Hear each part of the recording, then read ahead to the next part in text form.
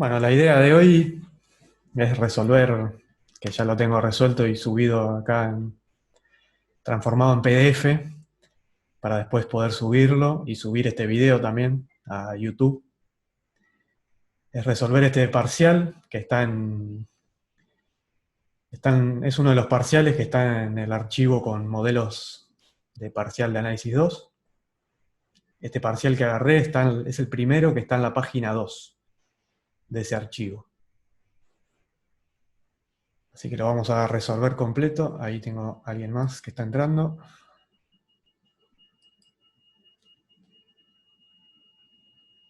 Lo vamos a resolver completo como para que tengan por lo menos un parcial completo de primer parcial en este caso. Después más adelante haremos alguno de segundo parcial o completo. Si tienen ejercicios de parciales que ustedes tengan por ahí, que no les hayan salido, podemos hacer un rejunte de consultas y armar un parcial en base a esas consultas y resolverlo y también dejarlo publicado. Bueno, si alguien más se conecta, lo agrego. Pero vamos a ir arrancando. Este ejemplo de primer parcial, no sé si alguno por ahí ya lo vio, o vio algún ejercicio por lo menos. Tiene acá los dos ejercicios teóricos, que en los dos ejercicios teóricos incluye una pequeña partecita práctica, y los dos incluyen dos definiciones. En el archivo que vamos a subir va a estar, va a estar hecha también esa definición, pero igualmente la tienen en los apuntes teóricos. Yo acá le dejé la página, por ejemplo, de la definición de derivada direccional de un campo escalar. Está en la página 3 del apunte 2 de derivadas de campos escalares. Por las dudas también anoté la definición acá. Pero además el ejercicio pide indicar para este campo escalar si existen las derivadas direccionales en el punto 0, 0 para distintas direcciones. Entonces acá tenemos este campo escalar. Lo primero que hay que hacer cuando se analiza si existen las derivadas direccionales para distintas direcciones es adoptar un versor genérico, AB, tal que cumpla la condición de versor, que es que el módulo valga 1, o la norma del versor valga 1. Entonces, a cuadrado más b cuadrado igual a 1. Y justamente esta misma definición que escribimos acá, la aplicamos a este campo escalar. Ahí va a ingresar alguien más. La aplicamos a este campo escalar. En este caso, el punto en cuestión es el origen, el 0, 0. Yo acá lo escribí de esta forma, no se olviden de, por ejemplo, en la anotación, si lo escriben de esta forma, ponerle la liñita, porque es un vector. Entonces el 0 tiene que tener la liñita. Si ponen el 0 sin la liñita, es un error, digamos, conceptual de notación, para que quede bien claro eso. Entonces, en primer lugar, aplicamos la definición para el punto en cuestión más h por el versor. En este caso, como el punto 0, 0, el resultado de hacer esta operación entre vectores me queda HA, HB. Y acá, como está definido en este punto exactamente, el campo escalar está definido como 0, este valor va a ser 0. Pero para este caso, sí tenemos que aplicar esta otra expresión, x por seno de y cuadrado sobre x cuadrado más y cuadrado. Lo aplicamos para este vector, HA, HB, y nos queda esto. Simplemente hacemos, ahí está entrando alguien más, simplemente hacemos el primer cociente de toda esta expresión sobre el valor de h, o sea que va a quedar multiplicado en el denominador de este cociente inicial, me va a quedar h cubo por, si saco además de factor común el h cuadrado, h cubo por a cuadrado más b cuadrado.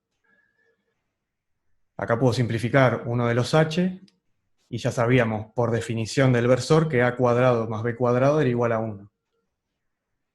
Y nos va a quedar esta expresión, a por el seno de h cuadrado por b cuadrado sobre h cuadrado. Si se acuerdan, uno de los límites trigonométricos, teníamos que si el seno del argumento sobre ese mismo argumento, siendo que este argumento tiende a 0, tendía a 1, pero acá exactamente no tenemos el argumento igual al denominador. Por eso acá hago un pequeño arreglo matemático de multiplicar por b al cuadrado y dividir por b al cuadrado, así en el denominador me queda h por b al cuadrado, que es lo mismo que tengo en el argumento del seno. Con la salvedad, en este caso, de que, bueno, b tiene que ser distinto de 0 para poder hacer este artilugio matemático, digamos. En ese caso, sí podemos aplicar la definición de ese límite trigonométrico, de tal forma de que cuando esto tiende a 0 y esto tiende a 0, todo este cociente va a tender a 1. Al tender a 1, el límite nos va a quedar igual a por b al cuadrado.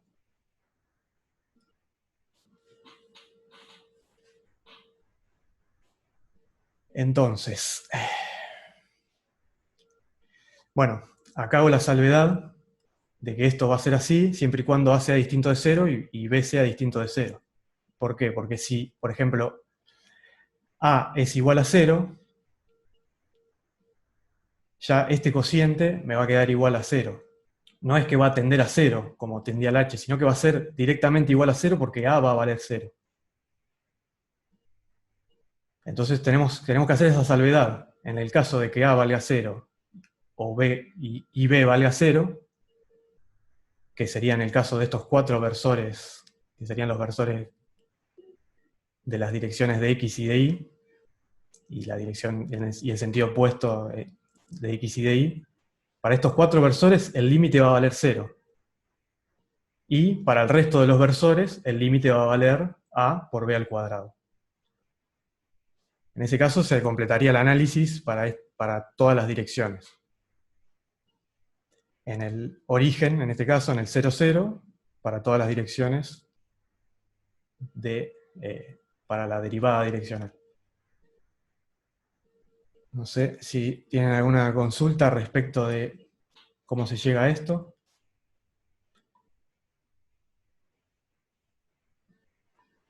Si no, paso al teórico 2,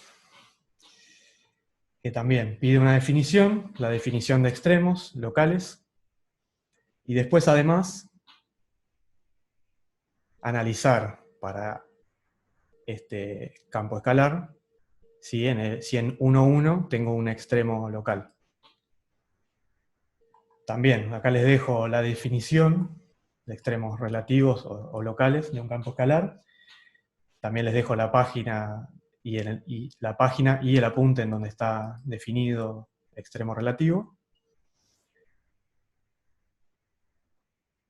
Y después ya planteo para este campo escalar y este punto empezar a hacer el análisis si en este punto tengo un extremo relativo.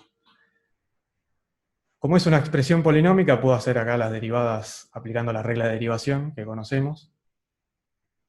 Derivo respecto de x, dejando como constante la otra variable, en este caso la y. Tengo estas derivadas respecto de x y respecto de y. Analizo en el punto en cuestión, 1, 1, como ambas derivadas en el punto en cuestión me dan 0, se cumple la condición necesaria, pero no suficiente para que en ese punto pueda haber un extremo. Después planteo las derivadas segundas respecto de x dos veces, respecto de x y de y respecto de y dos veces. Como saben, el respecto de x, y o ix van a ser iguales. Y en este caso analizo también en el punto en cuestión cada una de esas derivadas. En este caso, nuevamente, todas las derivadas analizadas en el punto 1, 1 me dan 0. Entonces, al ser simultáneamente todas las derivadas segundas igual a 0, no quedaría definido el hessiano. Entonces, no podemos utilizar el hessiano para determinar si hay un extremo, un punto de ensilladura o un punto dudoso. Vamos a tener que hacer el análisis de si en ese punto hay un extremo de alguna otra forma. En este caso, si ustedes miran la expresión, esta expresión de acá siempre va a ser positiva o 0. Entonces, por ejemplo, para el punto 1, 1, f de 1, 1 es igual a 2. Y para el resto de los puntos, como esa expresión siempre va a ser 0 o positiva, para el resto de los puntos, la función siempre va a ser mayor o igual que 2. Por lo tanto, ahí podemos llegar a la conclusión de que en el punto 1, 1 tenemos un mínimo relativo. Y simplemente en este caso, simplemente lo pueden hacer de esa forma. Y de hecho no tienen otra forma porque justamente el hessiano no queda definido porque me queda todo 0.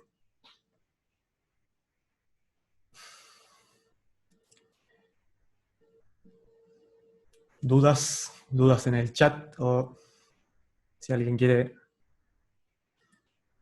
decirlo con el micrófono, es el momento. Si no, paso al siguiente. ¿Nadie? Si no, igual después miran el apunte y esta resolución de estos problemas y preguntan más adelante, más tranquilos. En el ejercicio 1 nos dan un campo vectorial y nos piden hallar dos conjuntos, básicamente. Primero, el conjunto que representa el dominio natural del campo vectorial, y después determinar un conjunto que acá llaman D1, que va a ser el conjunto de puntos en el que las derivadas parciales del campo vectorial quedan definidas. El campo vectorial está definido de esta forma. Vamos a ir al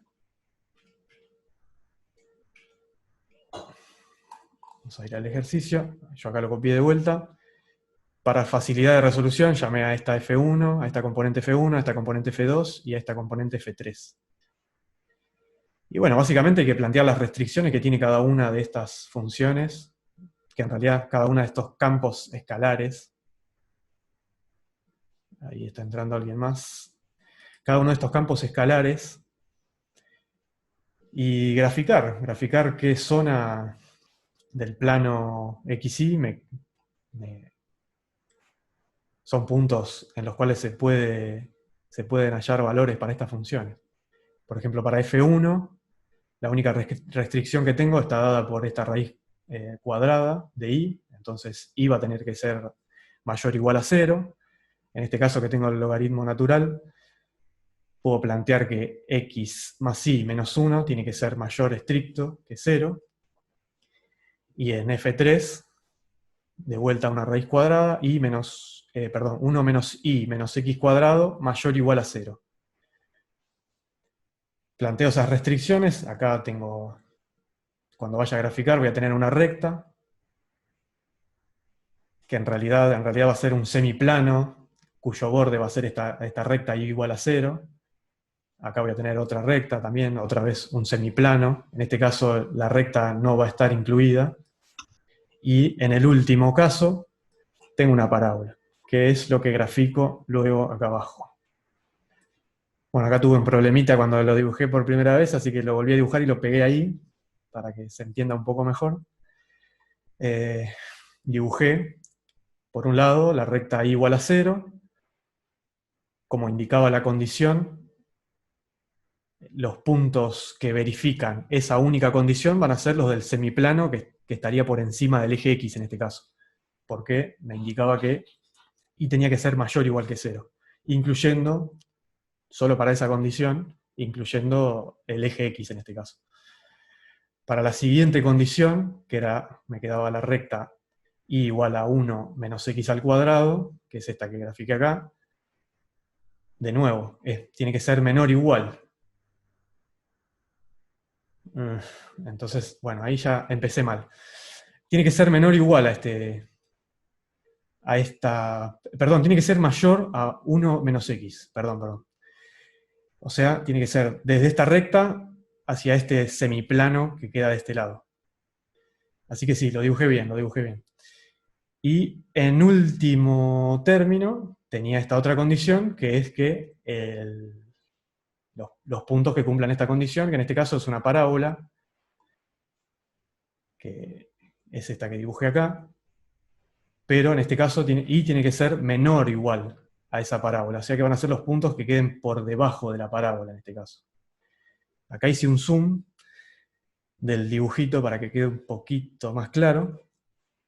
Y si ustedes aplican esas tres condiciones simultáneamente, el dominio va a estar dado por esta zona. No van a estar incluidos los puntos de esta recta, porque acá se ve que y tiene que ser mayor estricto que 1 menos x. Pero sí tienen que estar incluidos los puntos de este trozo de parábola, porque acá la condición es amplia, es menor o igual. Por supuesto, la zona que se intersecta, esta zona, este semiplano, con la zona por debajo de la parábola, es simplemente este pedacito, que queda una especie de media luna. Y si tienen alguna duda de si los puntos de intersección, en este caso el 0, 1 y el 1, 0, si tienen alguna duda de si esos puntos están incluidos o no, esos puntos tienen que cumplir simultáneamente las tres condiciones. En este caso, estos puntos no están incluidos, por eso los dibujo con un círculo que no está lleno, un circulito que no está lleno. Porque a pesar de que cumplen la condición de que y sea menor o igual que 1 menos x al cuadrado, no cumplen la condición de y mayor a 1 menos x. Por ejemplo, el punto 0, 1, si acá introducimos 0 y 1, me va a quedar 1 mayor que 1, lo cual no es cierto. Entonces, este punto no cumple esa condición, entonces hay que eliminarlo del conjunto dominio porque no pertenece al dominio de este campo vectorial. Así que esto sería el gráfico del dominio. Después en el punto B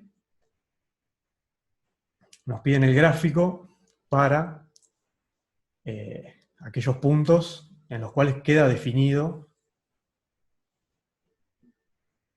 para todas las componentes, en este caso las derivadas parciales. Como tengo expresiones que sabemos que se pueden derivar, tengo raíces, tengo logaritmos y tengo raíz de vuelta, puedo derivar todo, aplico directamente las reglas de derivación, y derivo y me fijo qué nuevas restricciones o no me presentan estas funciones derivadas. En este caso, hago la derivada de f1 respecto de x y la derivada de f1 respecto de y, y la única restricción extra que me trae esto es que acá en lugar de ser y mayor o igual a 0, como era en el campo vectorial original o en el campo escalar f1 original, acá y ya no puede valer 0, entonces esto va a ser y mayor estricto que 0. Para f2 hago lo mismo, derivo, y en este caso las restricciones que me imponen estas nuevas funciones derivadas, la única restricción que me impone es que y tiene que ser distinto de 1 menos x, o sea que los pares de valores x y no tienen que pertenecer a esta recta, que igualmente ya lo teníamos en claro, que no tenían que pertenecer a esta recta, en principio en el dominio.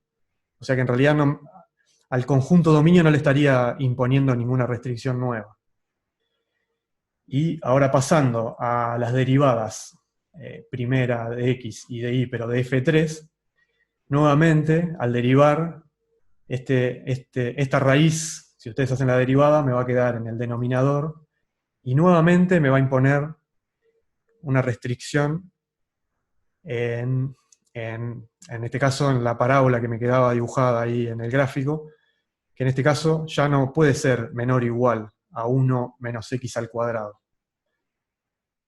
O sea que, comparando, comparando respecto al, al conjunto al conjunto dominio que habíamos hecho, la única restricción que se agrega es que esta parábola, los puntos que están sobre esta parábola, no van a pertenecer a este nuevo conjunto de 1. ¿Por qué? Porque si yo pongo algún punto que está sobre esta parábola, este denominador se me haría 0. Entonces, los puntos del campo vectorial original, que sí puedo obtener un valor, porque sí pertenecen al dominio, sin embargo no puedo obtener la derivada ahí de esta forma.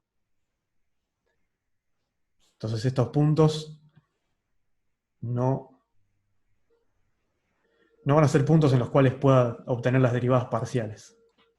Por eso, la única diferencia que hay entre este conjunto y este es que le saqué los puntos de la parábola. Nuevamente, pregunto si alguien se anima a preguntar algo o escribir algo en el chat. Si no, pasamos al ejercicio 2. El ejercicio 2 es un clásico ya de... A ver, creo que ahí escribieron en el chat. Martín. Bueno, Martín, no sé.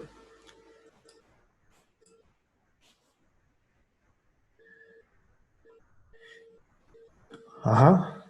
Ahí Martín, no sé si están leyendo lo que pone. Si no les voy diciendo. Sí, digamos, esas... Sí, ojo que el D1 en realidad no es un dominio. Ahí lo llamaron D1, pero no es un nuevo dominio. En realidad es un conjunto de puntos para los cuales yo puedo obtener las derivadas parciales. Que obviamente para obtener las derivadas parciales, en primer término, tienen que ser puntos del dominio. Por eso yo lo comparo directamente con el dominio. O en realidad lo que hago es tomar puntos que pertenecen al dominio de la función, del campo vectorial.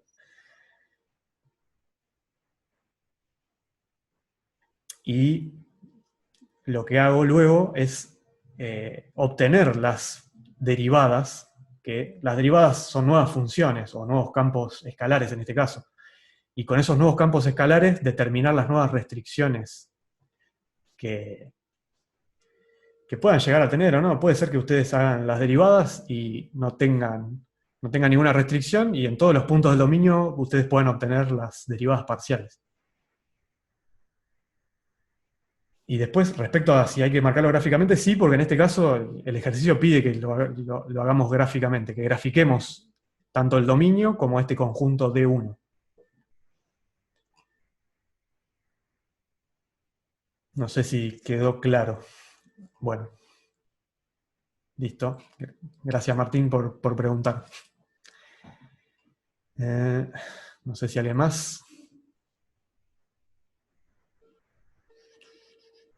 Bueno, estamos entonces en el ejercicio 2. El ejercicio 2 es un típico caso de ejercicio que combina composición con composición de funciones con funciones implícitas.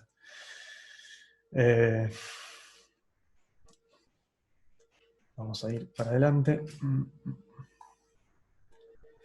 Entonces tenemos una f, que es un campo escalar que depende de u y de b, que está definido implícitamente por esta expresión.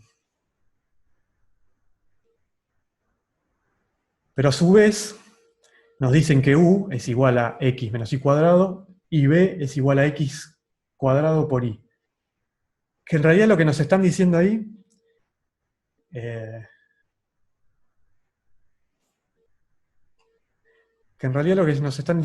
para que me está avisando que nos quedan 10 minutos, okay.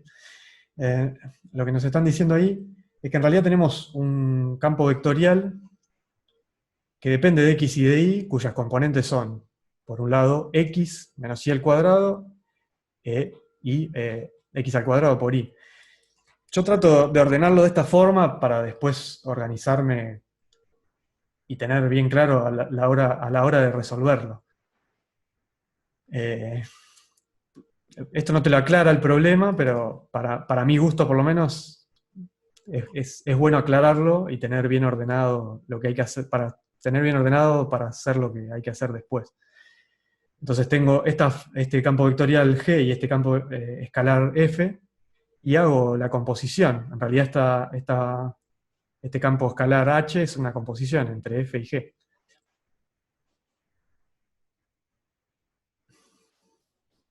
Bueno, el problema nos pide hallar la dirección de la derivada máxima en el punto 1, 1. Entonces, en primer lugar, vamos a hallar el valor de esa derivada máxima y después hallamos la dirección. Para hallar la derivada máxima, acuérdense que era el gradiente evaluado en el punto, la norma del gradiente evaluado en el punto.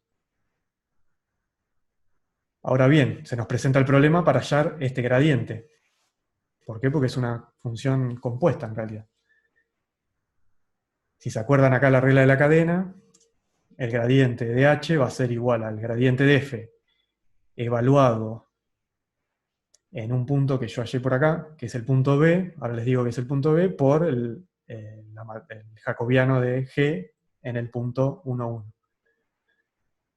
B es el punto correspondiente al punto A, pero respecto de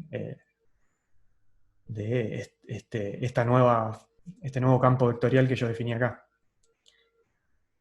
¿Cómo hallo eso? Simplemente reemplazando 1, 1, que son puntos x, y, en este campo vectorial, y obtengo los puntos v. En este caso yo acá le puse u0 y v0. Este sería, digamos, nuestro x0, y0, el 1, 1, y voy a obtener un u0, v0. Si hacen las cuentas, van a obtener acá 0, 1, va a ser mi nuevo punto B, que son puntos que se aplican, son correspondientes, pero que se aplican a distintas expresiones. El A es un punto que se aplica ¿cómo es? Al campo vectorial G, y el B, el 0, 1, son puntos que se aplican al campo escalar F, porque son puntos V. Por otro lado, acá hice otro calculito auxiliar para la función f, que en realidad está definida implícitamente. Obtuve un valor z0 en base a u0 y v0. Si ustedes hacen acá las cuentas, van a poder despejar que para u0, u valiendo 0 y b valiendo 1, para que se cumpla esta expresión, z tiene que valer 1 también. En general,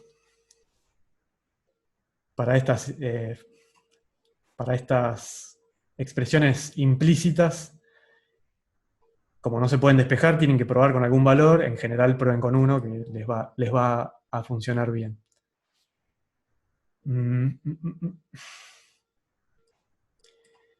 Entonces lo que hay que hacer ahora es obtener las componentes tanto de este gradiente como de esta matriz jacobiana. Empiezo por la matriz jacobiana porque ya tengo definido el campo vectorial directamente.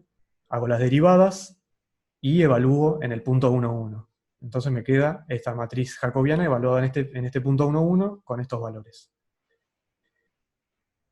Después pasamos a definir las componentes del gradiente de f. Para el gradiente de f, como la función está definida implícitamente, vamos a tener que definir una función f mayúscula en este caso, que va a depender de u, de b y de z. La definimos siempre de tal forma de que sea igual a 0. En este caso ya teníamos esta expresión igualada a 0, usamos exactamente la misma. Y hallamos las derivadas para poder hallar las derivadas de f minúscula. En este caso, para f'u minúscula, tenemos que hallar estas dos derivadas, respecto de u y respecto de z, y aplicar esta expresión. Haciendo acá las derivadas, obtengo justamente f' de u evaluado en 0,1. Acuérdense de vuelta que este 0,1 son pares de valores UV, o sea que son pares de valores que pertenecen al dominio de esta función f. No evalúen en 1,1 porque ya estarían haciendo una mezcla entre puntos que no corresponden a al mismo dominio, porque no corresponden a la misma función en este caso. Bueno, también hallo f'b, que va a ser menos 3 medios en este caso. Después, cuando vean el apunte en detalle, fíjense a ver si están todas las cuentas bien hechas, por las dudas.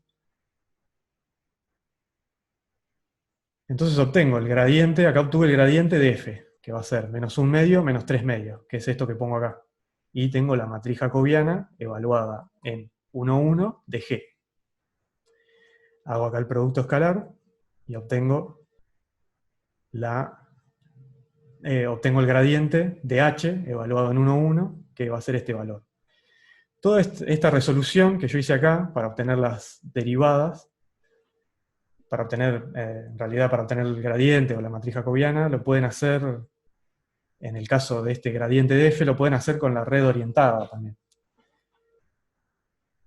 Para mí, no sé, es más directo hacerlo así, pero quizás es más claro hacerlo de la otra forma, siguiendo la red orientada, viendo qué variable depende de las otras variables respecto de esta composición de funciones que planteamos al principio. Bueno, finalmente, como tengo el gradiente de h en 1,1, para hallar el valor de esa derivada máxima, simplemente hago la norma de este vector, obtengo el valor, y después para la dirección hago el vector dividido la norma en este caso, y obtengo esa dirección de la derivada máxima en el punto. Ahí creo que hay algo en el chat. F está definida en el enunciado. F mayúscula, ahí respondió Andrea. Claro, F mayúscula la definimos nosotros a partir de F minúscula en este caso, que F minúscula, al estar definida implícitamente a través de este valor z, para poder obtener las derivadas, tenemos que definir esta F mayúscula, que depende de tres variables en este caso, U, B y Z. Y aplicando estas reglas de derivación, podemos obtener, a partir de las derivadas de F mayúscula, las derivadas parciales de F minúscula. No sé si se refería a eso la pregunta. Pero sí, claro, F minúscula está definida implícitamente en el enunciado del problema. Y bueno, este sería el ejercicio 2. No sé si alguien más tiene alguna consulta de este ejercicio 2. Si no, ya pasamos al 3. O esperamos un cachito porque en un minuto se corta, así que aprovechen a preguntar ahora mejor. Y arrancamos con el 3 en la siguiente reunión. En el ejercicio 3, entonces, nos da una familia de curvas que está expresada de esta forma, como componentes x, y. Después igualmente acá aclara que conviene expresarlo en forma cartesiana. Y nos piden hallar la familia ortogonal a esta familia f de curvas, y a su vez, para cada una de esas familias de curva, una curva para cada una de esas familias que pasa por el punto 1, 1.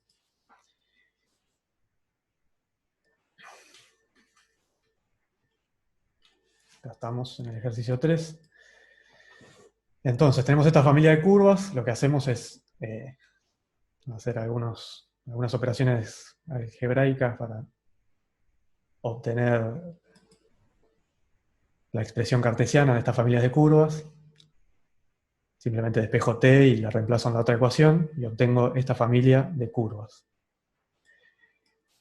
Ahora, para obtener a la familia ortogonal nos conviene encontrar la ecuación diferencial asociada a esa familia de curvas. Entonces lo que hago es derivar esta expresión. Derivo ambos lados y obtengo esta expresión, de la cual después lo que hago simplemente es despejar la constante c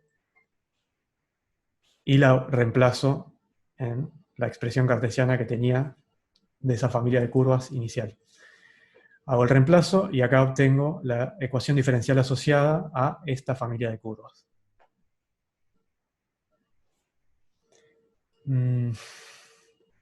Ahora bien, para encontrar la familia de curvas ortogonal, que acá yo la llamé de esta forma, simplemente hago el intercambio de I' por el inverso y opuesto, o sea, por -1 sobre I'. Acá simplemente lo que hice fue pasar este 2 que estaba acá dividiendo para acá y a su vez hice el cambio por la pendiente ortogonal, en este caso, que sería -1 sobre I'. Ahora tengo que encontrar la expresión cartesiana de esa familia de curvas. No me queda otra que resolver esta ecuación diferencial. En este caso es bastante directo porque es de variables separables. No van a tener que aplicar Lagrange ni nada por el estilo. Tengo que I' es la derivada de I respecto de X. Separo e integro. Integrando, acuérdense de agregar la constante, que es la que me dice la cantidad de veces que tengo que integrar. En este caso, como integré una sola vez, obtengo una única constante de integración. Y esta va a ser mi familia de curvas ortogonal a la inicial que yo tenía, que era esta de acá. Una vez que obtengo eso, simplemente para obtener una de esas curvas que pasa por el punto 1, 1, reemplazo en la expresión x1, x por 1 e y por 1 y obtengo el valor de c para obtener esa única curva en particular. En este caso, para la familia de curvas f, la curva que pasa por el 1, 1 va a ser esta, y para la familia de curvas ortogonales, la curva que pasa por el punto 1, 1 va a ser esta, siempre despejando el valor de la constante. Así que este ejercicio era el más cortito de este parcial, que salía bastante directo, por lo menos. No sé si hay alguna pregunta de estas, de este ejercicio. La verdad que salía bastante directo, las funciones eran fáciles de integrar. Igual fíjense por las dudas algún error. Y si no, pasamos al ejercicio 4. En el ejercicio 4 nos hablan de una curva que está contenida en una superficie. Nos dan la expresión de esa superficie, pero además nos dan la proyección de la curva en el plano XY. Y nos dan qué expresión tiene esa proyección en el plano XY. Además nos piden que analicemos si la recta tangente a la curva en este punto tiene algún punto en común, o sea, si corta el plano XZ. Vamos a ir hasta ahí. Entonces, en primer lugar, tenemos la expresión de la superficie. Después nos hablan de la proyección. Una proyección ortogonal de una curva nos va a determinar una traza. En este caso, esa proyección nos dicen que es x más y igual a 2, que nos damos cuenta rápidamente que es una recta. O sea que esta proyección ortogonal, al proyectarnos una recta, quiere decir que la curva, sea cual sea, yo la dibujé acá cualquier cosa, dibujé algo genérico, sea cual sea, va a estar contenida en un plano. ¿En qué plano? Justamente en R3, esta expresión x más y igual a 2 va a ser un plano que es paralelo al eje Z. Entonces, para saber cuál es la expresión cartesiana de esa curva, simplemente tenemos que hacer la intersección entre la superficie que nos dicen que la curva está incluida en ella, con este plano x más y igual a 2. La intersección entre esas dos superficies me determina esta curva. Ahora bien, para hallar la recta tangente nos convenía tener la expresión de la curva en R3, tenerla parametrizada. Entonces vamos a hacer una parametrización. Acá no hay expresiones complicadas de la superficie, así que la parametrización la hacemos bastante directa también. X igual a t, por ejemplo. Por lo tanto, si x es igual a t, despejando de esta expresión, obtenemos que y va a ser igual a 2 menos t, y a su vez, reemplazando esta expresión y esta expresión en esta expresión de esta superficie, obtenemos cuánto va a valer z respecto de este parámetro t, en este caso. En este caso, justo acá el t al cuadrado se cancela y me queda la expresión de la curva parametrizada, nos queda una función vectorial que va a ser t, 2 menos t y 2t, con esas tres componentes. Para obtener la recta tangente, derivamos esta función vectorial, que en este caso nos queda 1 menos 1, 2. Que, venido al caso, para cualquier punto la pendiente va a valer la misma, va a ser la misma, pero en otro caso puede ser que esta expresión dependa de t, entonces hay que obtener el valor de t que está asociado al punto que nos piden analizar. En este caso el punto nos lo daban como 1, 1, z0. ¿Cómo hallamos ese z0? Simplemente en esta expresión reemplazamos por 1 y 1 y obtenemos el valor de z0. ¿Por qué? Porque tiene que pertenecer a esta superficie también. Además de que es un punto de la curva, también es un punto de esta superficie, que es este calculito auxiliar que dice acá. Entonces el punto A en el que estamos analizando va a ser el 1, 1, 2. Ahora, ¿qué valor de t está asociado al 1, 1, 2? Y en este caso también es muy simple, porque tenemos que, para que x valga 1, t tiene que valer 1. Ya cuando t vale 1 se dan cuenta de que y vale 1 y z vale 2. Entonces nuestro t asociado al punto A en este caso va a ser 1. Por eso acá hago el análisis de la derivada de la función vectorial en el valor 1. En este caso no me cambia nada, pero a tener en cuenta para otros casos en el que la derivada me quede expresada también dependiente de t. Y para la recta tangente teníamos que tener en cuenta algún punto, que en este caso obviamente es el punto en donde estamos analizando la tangencia. Para definir una recta en general siempre necesitamos tener un punto más la pendiente. Y bueno, multiplicar por algún parámetro, en este caso yo usé el parámetro lambda, pueden usar cualquier letra, por el valor de la derivada en ese punto. Yo acá hice esto, que es para obtener en R3 la expresión cartesiana y no parametrizada de esa recta, que es simplemente despejar, por ejemplo, lambda acá y hacer una sustitución, y obtenemos esta superficie, y después de despejar del lambda que despejamos acá, volverlo a sustituir en la otra expresión, por ejemplo, y obtener esta otra superficie.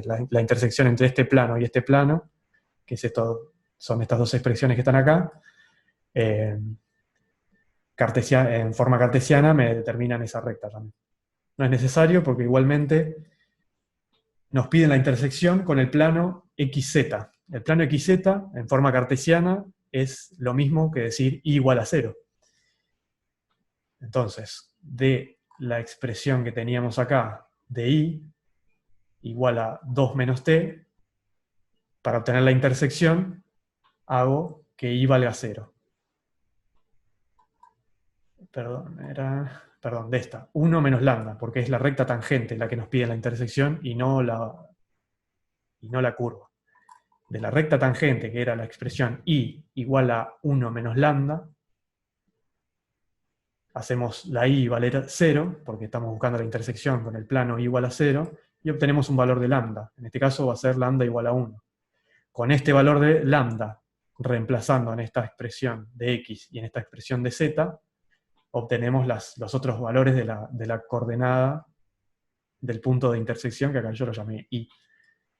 Entonces, reemplazando el lambda en la primera expresión de x obtengo 2, y en la expresión de z obtengo 4.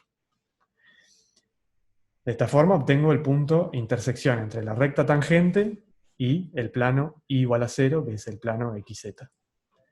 Es el plano coordenado xz.